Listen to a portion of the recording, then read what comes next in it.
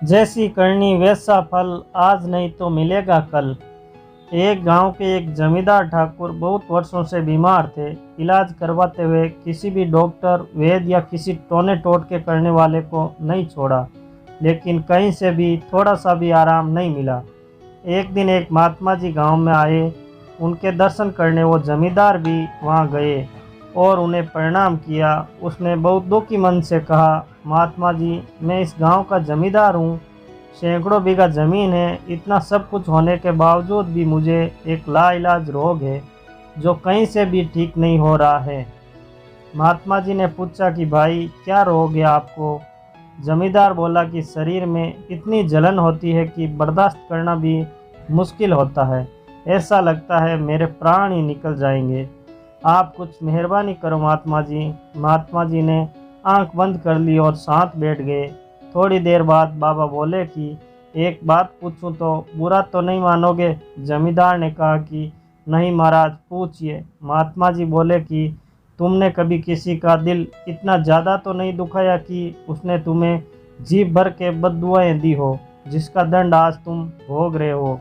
तुम्हारे दुख देने से वो इतना अधिक दुखी हुआ हो जिसके कारण आज तुम इतनी पीड़ा झेल रहे हो। जमींदार बोला, नहीं बाबा, जहाँ तक मुझे याद है मैंने तो कभी किसी का दिल नहीं दुखाया। फिर महात्मा जी वापस कहते हैं कि याद करो और सोचो, कभी किसी का हक तो नहीं छीना, किसी की पीठ में छुरा तो नहीं मारा, या किसी की रोजी रोटी तो नहीं छीनी। महात्मा जी की बात पूरी होने पर जमींदार खामोश और शर्मसार होकर बोला कि मेरी एक विधवा भाभी है जो कि इस वक्त अपने मायके में रहती है और वो ज़मीन में से अपना हिस्सा मांगती थी।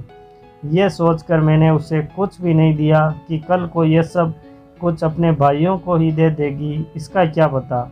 महात्मा जी ने कहा, आज से ही तुम उसे हर महीने 100 रुपये भेजने शुरू करो।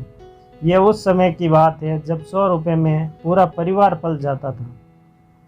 उसने कुछ रुपए भेजना शुरू किया।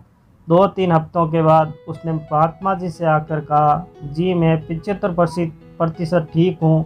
महात्मा जी ने सोचा कि इसे तो पूरा ठीक होना चाहिए था, ऐसा क्यों नहीं हुआ। उसने पूछा कि तुम कितने रुपए भेजते हो? जमींदार बोला, जी 75 रुपये हर महीने भेजता हूँ। महात्मा जी ने कहा कि इसी कारण तेरा रोग पूरी तरह ठीक नहीं हुआ। उसका पूरा हक उसे इज्जत से बुलाकर दे दो। वो उससे अपने पैसे को जैसे मर्जी खर्च करे। अपनी ज़मीन उसे दे दो जो उसकी हकदार है, इसमें तुम्हारा कोई दखल नहीं है। जानते हो वो कितना रोती रही है, जलती है, तभी आपको इतनी जलन हो रही है। ज़रा सोचो, मरने के बाद तुम्हारे साथ क्या जाएगा।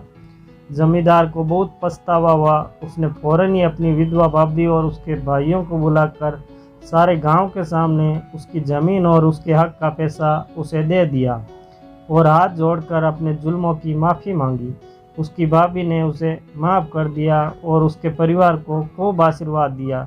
थोड़े ही दिनों में जमींदार का रोग पूरी तरह से ठीक हो गया। शिक्षा। दोस्तों, अगर आप भी किसी ऐसी परिस्थिति से गुजर रहे हो तो एक बार ज़रूर सोचना, कहीं आपने किसी का हक तो नहीं छीना, किसी की पीठ में छुरा तो नहीं मारा, किसी का दिल इतना तो नहीं दुखाया खो कि वो बेचारा बेबसी के कारण तुम्हारे सामने कुछ कहने की हिम्मत भी ना कर सका हो।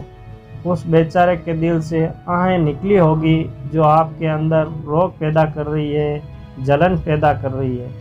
याद रखो, परमात्मा की लाठी बिल्कुल बेआवाज़ है। साथियों, अगर ये कहानी आपको अच्छी लगी है तो इसे लाइक करें एवं इसे दूसरों के साथ भी ज़रूर शेयर करें।